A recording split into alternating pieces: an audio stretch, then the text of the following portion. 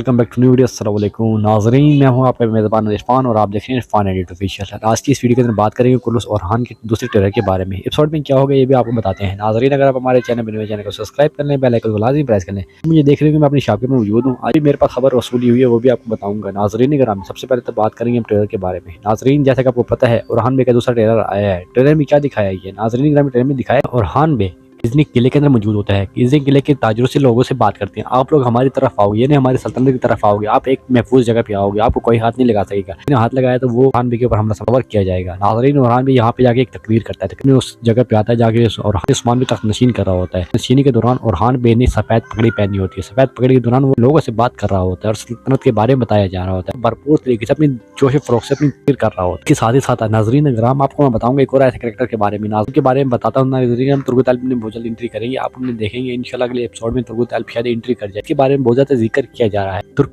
TV की तरफ से ये बात बताएगी कि तुर्गत अलवी दोबारा से, तुर्गत गाजी दोबारा से इसके अंदर एंट्री करेंगे। तो क्या रही है, क्या ये दोबारा एंट्री कर पाएंगे? मुझे कमेंट्स में लाजमी जवाब देना है। वीडियो अच्छी लगी तो वीडियो लाइक कर लिया होगा, चैनल को सब्सक्राइब करें और कमेंट्स में प्यारा सा लाजमी बताना है वीडियो कैसी लगी। आज वीडियो यहीं पे ऐड कर दिया।